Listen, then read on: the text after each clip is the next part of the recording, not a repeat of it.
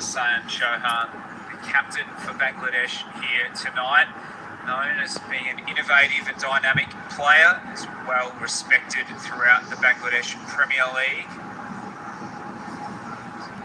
Looking to stamp his mark on this match and this series.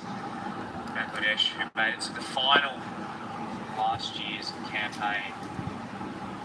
Charlie is full, and there is the reverse sweep. Very fine. We'll have to confirm whether there is any bat on that as they come back for a 2. Sliding save from the fielder, meters inside the boundary. So we've already seen Chauhan looking to access the ground behind the wicketkeeper and give the bowler something to think about. Yeah, well, it's pretty much the only boundary that hasn't got a boundary rider.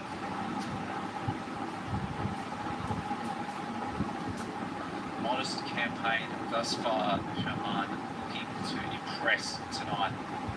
Charlie is full. Worked onto the leg side. They consider a 2. They push for 1. Hussain is again not interested in coming back to the danger end. He knows he's the prized wicket at this stage of the game. So we're approaching the halfway mark of the Bangladesh innings, and 4:49 is well below what they would have envisioned, Steve.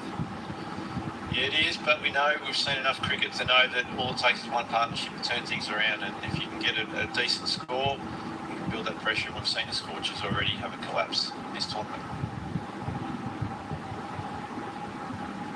Full, slower delivery. Hussain is unable to clear the front leg, just decides to deflect that back down to the wicket, so another dot. Charlie has shown he is a super economical bowler. Can't expect that he's going to bowl too many loose deliveries, whether short or full tosses, wide. Batters will need to be inventive. This one quicker through the air, sliced backward of point, straight into the fielder. Another dot, and you have to think the pressure starts to build on Hussain. Just wonder whether he'll try that reverse sweep. He's able to find the boundary for Charlie's second over. Deep backwards, fine. Fuller, straight into leg, worked into the mid-wicket gap just for a single. So Hussein's able to at least rotate the strike. Bring Hassan Chauhan back on a strike, who's started positively. A couple of guides down to deep third. We've seen a reverse sweep. Not afraid to show the full repertoire. This time, Charlie is straight again.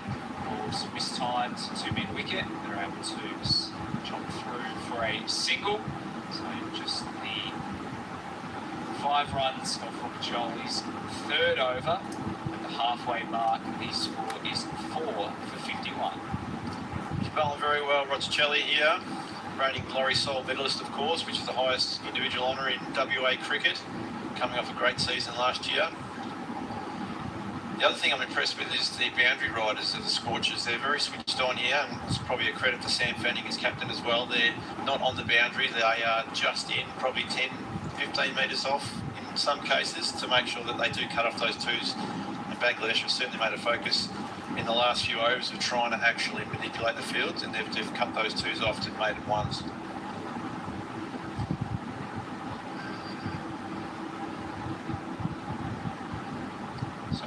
Leg spin of spores to continue to Hassan Chauhan, Bangladesh captain. Full. Hassan's able to get that on the full. Works it onto the leg side for a single.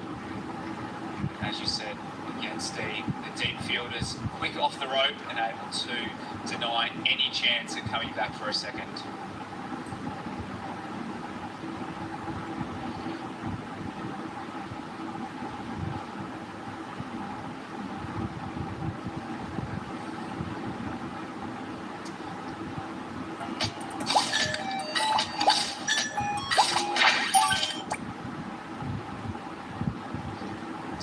As he whipped the bails off, Hussain was able to keep that left foot planted.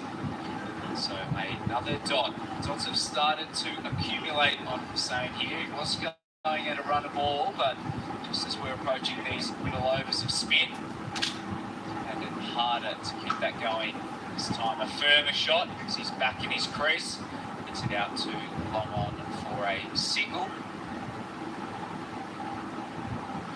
Yeah, I think Sam and his Scorchers are pretty happy with that at the moment. They're happy just to give him a single, and then obviously a few dots in recent times as well, so that run rate has come right down.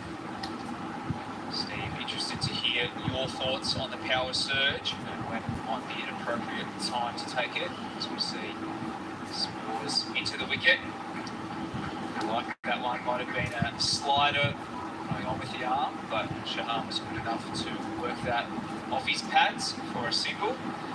Thoughts on the power surge? Yeah, I think it's going to be a couple of factors for them. One's going to be they'll probably have a couple of bowlers in mind they'd like to target, but then also they probably want to do it fairly soon with these two guys at the crease. With Hussain being established, they probably do want to pull the trigger fairly soon while they've got some of their better batsmen out there.